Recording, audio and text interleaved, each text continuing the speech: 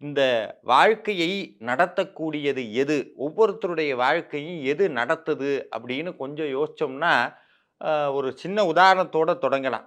நம்ம கூட படிக்கும்போது ஒரு 60 பேர் நம்ம கூட படிச்சிருக்காங்கன்னு வச்சுக்குவோம்.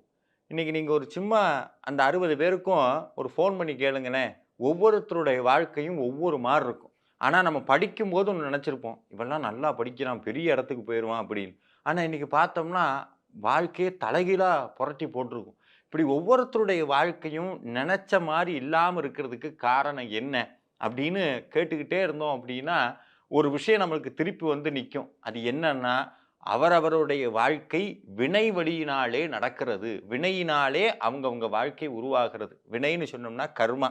இந்த கர்மாவ பத்தி சொல்லும்போது ரொம்ப வேடிக்கையா, அக்பர் வந்து சந்தேகப்பட்டாராம். அதாவது என்னன்னா, "ஹிந்து சமயத்தினுடைய மேன்மையான கருத்து என்ன?"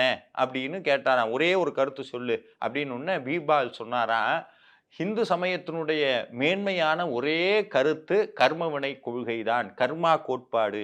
கர்மா கோட்பாடுன்னா என்ன? கர்ம வினைனா என்னன்னு கேட்டாராம். உடனே சொன்னாராம், "நீங்கள் எதை செய்கின்றீர்களோ, அது உங்களை திருப்பி உங்களுக்கே வரும்." எப்படி? எதை நீங்கள் செய்கின்றீர்களோ, அது உங்களுக்கு திருப்பி வரும்னு சொன்னாராம்.